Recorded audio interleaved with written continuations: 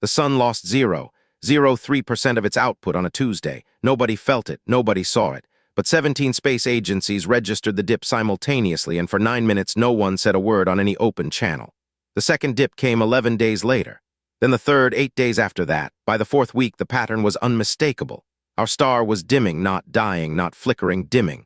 Deliberately, like someone was turning a dial. The public learned on a Friday evening, timed for minimum panic. It didn't work. Markets shed $14 trillion by Monday morning.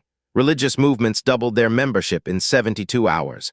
3 governments declared states of emergency over nothing more than a fraction of lost sunlight. Because the terror wasn't the darkness. It was the regularity. Natural phenomena don't keep a schedule. Something was feeding on our star, and it was getting hungrier on a curve. 41 days after the first dip, humanity made official contact with the Velori Compact, our nearest interstellar neighbors 7 light-years away. Their response to our emergency transmission arrived impossibly fast, relayed through a network of quantum buoys we'd never known existed. "We are aware of the dimming," they said. "It is not us. It is not any of us." The emphasis on any chilled every diplomat in the room. Over the following weeks, 6 more civilizations responded. The Herath Conclave, the Dulun Assembly, the Irith, beings we'd never imagined, all of them confirmed the same thing: their stars were dimming too. Proxima Centauri, Barnard's star, Wolf 359, Lytton's star, every system within 12 light-years was losing output at nearly identical rates. None of them had an explanation. None of them had a solution. And none of them were willing to share their raw data. In Lagos, a 71-year-old woman named Adiz Okonkwo watched the crisis unfold from a 2-bedroom flat in Surulere. She'd 9 years earlier from the Lagos State Electricity Board after 42 years of service. Not as an executive, not as an engineer with a famous paper. As a grid technician, the kind of person who noticed when transformer stations pulled 3% more load than they should and wrote it down in a notebook nobody read. Adiz had 17 notebooks. She'd kept them in a plastic bin under her bed since 1996. Each one documented anomalies, tiny fluctuations in voltage and frequency across Lagos's aging power infrastructure that didn't match load patterns, weather, or equipment failure. They came in cycles, irregular but rhythmic, and they'd been growing by a fraction of a percent annually for decades. She'd reported them 19 times. Each report was filed. None were answered. The night the UN convened its first Solar Emergency Council, Adiz laid her notebooks across her kitchen table and overlaid the dimming data from public broadcasts. The correlation wasn't approximate. It was exact. Her grid fluctuations from 2003 matched the spectral deviation pattern the European Space Agency published that morning. Not similar.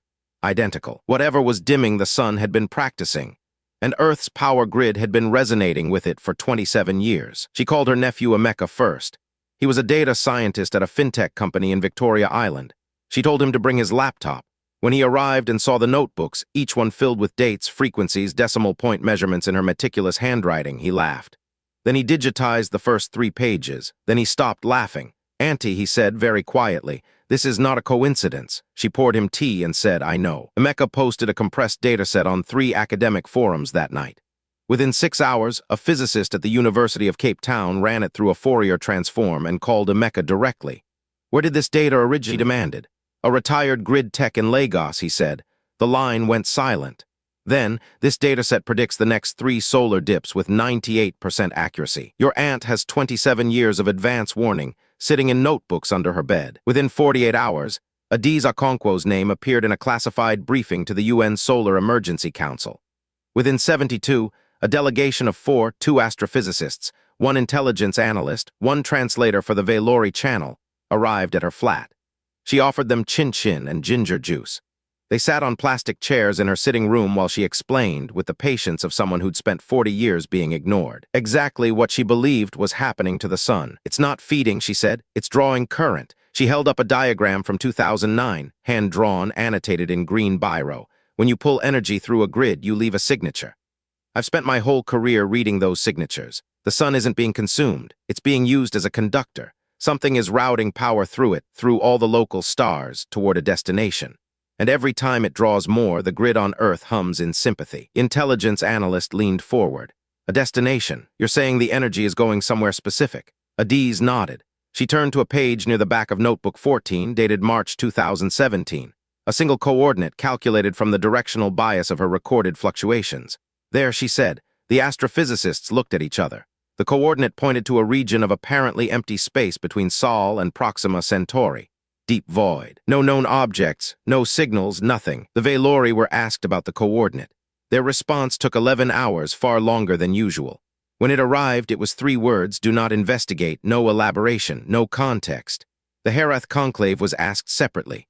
Their response: we have no knowledge of that region. The Dulun assembly didn't respond at all, but the Irith, the quietest, oldest civilization in local space, sent a single phrase that the translators argued about for 2 days.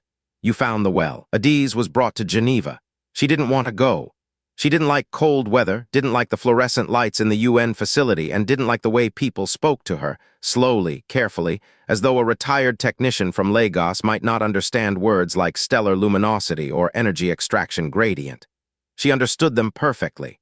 She simply didn't use them. She'd been measuring the same phenomena with cheaper tools and better instincts for 3 decades. In Geneva, she met the full council. 39 delegates from 22 nations, plus 7 liaison terminals for alien civilizations. She presented her findings on a whiteboard because she didn't trust the projector software. 70 notebooks, 4 decades, 1 conclusion. The energy drain was accelerating. At current rates, the sun would lose 4% output within 18 months.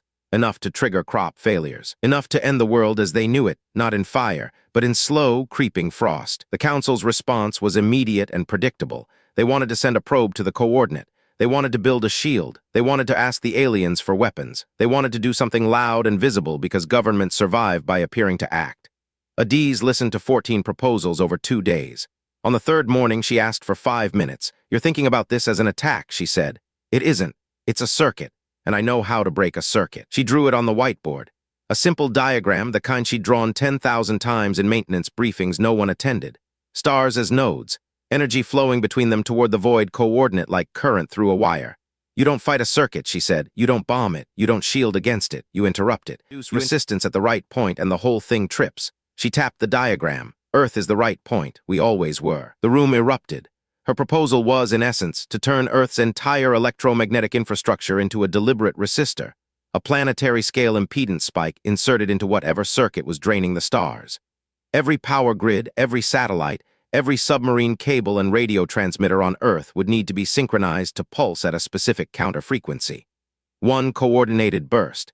It would black out the entire planet for an estimated 11 minutes. Every government representative went pale simultaneously. The objections came fast. Hospitals would lose power. Aircraft would fall, financial systems would crash, military networks would go dark, nuclear facilities would enter emergency protocols. 11 minutes of total planetary blackout would kill thousands, possibly tens of thousands. The cost was unthinkable.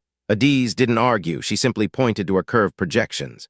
18 months, she said. That's what you have before the cold starts. After that, you won't need hospitals. You won't need aircraft. There won't be crops to argue over. The Valori sent a second message that night, unprompted. The human woman's analysis is substantially correct. The circuit exists. It predates all known civilizations in this region. We have endured the drain for 11,000 years because we lack the means to resist it. Our stars are smaller. Our losses are slower, but they are losses, a pause in the transmission. Then, we did not tell you because no species has survived the interruption. The well protects itself. Adiz absorbed this in her hotel room, drinking Lipton tea she'd brought from Lagos because the Swiss kind tasted like paper. The well protects itself. She turned that phrase over. In 42 years of grid work, she'd encountered systems that protected themselves, feedback loops, surge protectors, automated shutoffs. They weren't malicious. They were mechanical. What if the well isn't alive? She asked Emeka over the phone. What if it's just a machine that no one turned off? Emeka ran the numbers from her notebooks through a decay analysis. The drain pattern wasn't just accelerating, it was stuttering. Micro-irregularities in the cycle that didn't match a living intelligence's behavior. They matched entropy, degradation. A system running on automatic long after its operators were gone. Auntie, he said, I think you're right. I think this is infrastructure, ancient infrastructure. And it's breaking down, which is why the drain is getting worse. It's losing efficiency, so it's pulling harder. Adiz presented the decay analysis to the council. This isn't an enemy, she said. This is an old machine built by someone who isn't here anymore. It was designed to draw energy at a sustainable rate. It did so for millennia, the Valori confirmed 11,000 years. But it's failing, degrading, drawing more than it should because its regulators are broken. She paused. I've spent my whole career maintaining failing infrastructure. I know what a dying grid looks like. This is a dying grid. The Irith responded to this theory with unusual speed. Their message was longer than any previous communication, 47 words, which their translators said constituted an epic by Irith standards. The well was built by those who came before all memory. It sustained something essential. We do not know what. We only know that when the Palathi attempted what you now propose, their star went dark entirely, not dimmed, extinguished. Consider what you feed before you starve it. Consider what you feed before you starve it. The phrase haunted the council chamber. If the well wasn't just draining energy but channeling it towards something, sustaining something, then interrupting the circuit wouldn't just stop the drain. It might kill whatever was being kept alive at the other end. And nobody knew what that was. Adiz stared at her coordinate on the star chart. Empty space, dark void, but fed stars for 11,000 years. What needs that much power for that long? She asked for a telescope, not a space telescope, just access to the deep field imaging archives. She spent 2 days searching the coordinate region across every wavelength. Invisible light, nothing. Infrared, nothing. Radio, nothing. But in the neutrino flux data, buried in readings from the Ice Cube Observatory that nobody had thought to cross-reference, there was a shape. Faint. Enormous. A structure roughly the size of Mercury, radiating neutrinos in a pattern that pulsed like a heartbeat. Something was alive in the dark. The council fractured. Half wanted to send everything they had to the coordinate probes, weapons, first contact packages. The other half wanted to accelerate Adiz's blackout plan and cut the circuit immediately, regardless of what was at the other end. The alien civilizations went silent, all of them, even the Veilori, even the Irith. For the first time since contact, humanity was alone with its decision, and the sun dimmed again, 0.04% this time. The largest drop yet. Adiz couldn't sleep. She walked the Geneva lakefront at 2 a.m., wrapped in a coat 3 sizes too large that a council aide had lent her. Something about the Irith message nagged at her. Those who came before all memory. A civilization old enough that 7 intelligent species in 12 light-years had no record of them.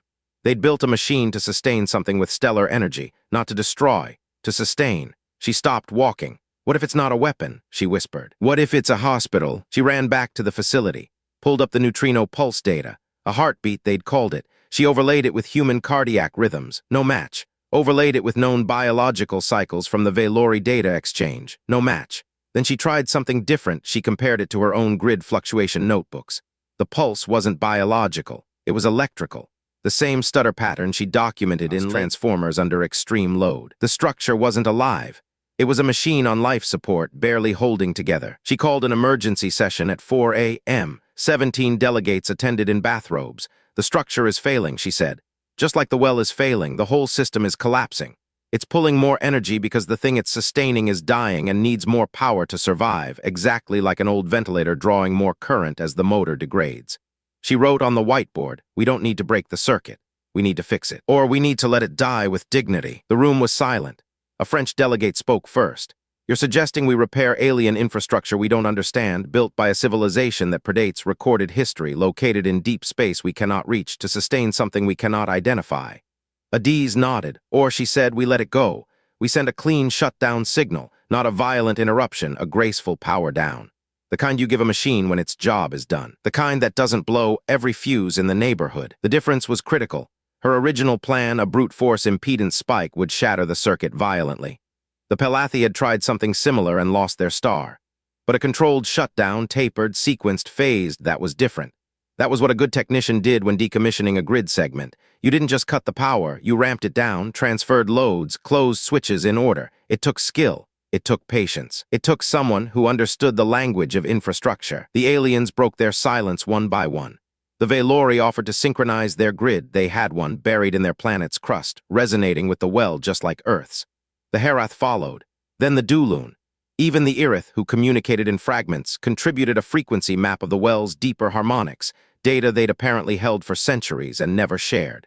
For the first time, 7 civilizations coordinated on action. And the conductor of this impossible orchestra was a woman from Cerular with 17 notebooks. The synchronization took 19 days. Every power grid on Earth was mapped, calibrated, and linked to a central timing protocol. Nuclear plants were stabilized. Hospitals switched to isolated backup systems. Aircraft were grounded globally for a 12-hour window.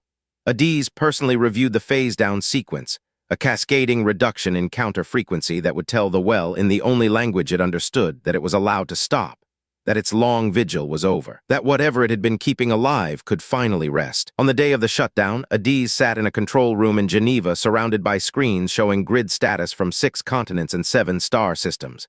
She wore the same clothes she'd worn to work for 42 years, plain trousers, a cotton blouse, flat shoes. No uniform, no title. The countdown reached 0. She pressed a key on an ordinary keyboard, and across 12 light-years of space, 7 civilizations whispered the same signal into the dark. Enough. You can stop now. Enough. The effect was not instantaneous. It was gradual, like a turbine spinning down, like a breath slowly released. The grid fluctuations Adiz had documented for 27 years began to flatten. The solar dimming curve bent, stabilized. Over the next 4 hours, the sun's output crept upward 0.01%, then 0.02, not restored fully, not yet, but the bleeding had stopped. Across 7 star systems, civilizations that had been quietly dying for millennia felt their skies grow warmer for the first time in living memory. The neutrino pulse from the void coordinate didn't stop immediately. It slowed, weakened, changed rhythm. The heartbeat metaphor had been wrong. It wasn't a heartbeat, it was a signal. A repeating message encoded in the pulse, revealed only as the machine down and its noise floor dropped. The Irith decoded it first. 12 words, ancient beyond reckoning, in a language that predated every known civilization. The translation was simple: we are the last. Remember that someone built this. Remember us. The structure went dark 16 hours after the shutdown began. The neutrino emissions ceased. Whatever had been sustained in the void for 11,000 years, perhaps far longer, finally ended. No explosion, no collapse, just silence where there had been a pulse. Adiz watched the final data come in and felt something she hadn't expected: grief. Not for herself, not for Earth, for the builders. For a civilization so desperate to be remembered that they'd wired the stars into a monument. And nobody had noticed until it started breaking. She flew home to Lagos 3 days later. The council offered her a permanent advisory position, a title, a residence in Geneva. She declined everything. I'm a technician, she told them. The job is done. At the airport, Emeka met her with jollof rice in a cooler bag. On the drive home, she watched the afternoon sun through the car window. It looked the same. It always had. But she knew now what it had been carrying and for how long and for whom. And that was enough. 6 months later, every civilization in the local stellar neighborhood agreed to maintain the coordinate as a protected site. No probes, no mining, no investigation. Just a point of empty space where something had once been kept alive by the light of 7 stars. The Irith proposed its name. In their language, it had no direct translation. The closest human equivalent was the place where the lights were left on for someone who never came home. Adiz's notebooks were archived beside it. 17 volumes of handwritten data. The longest obituary ever composed for a civilization no one remembered. Written by a woman no one had listened to, in a city that never stopped humming with power.